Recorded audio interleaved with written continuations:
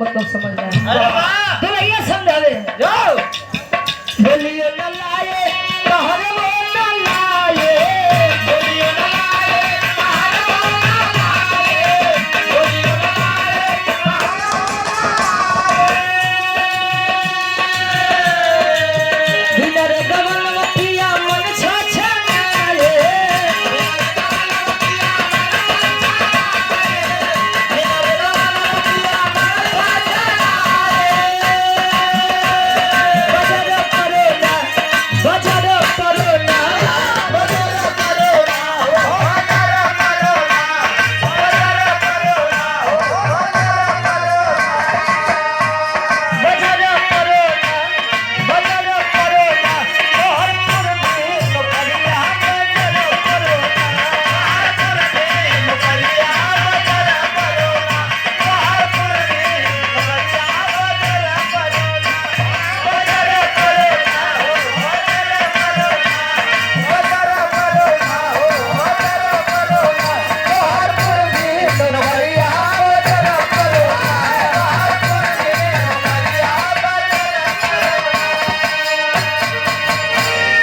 बहुत बहुत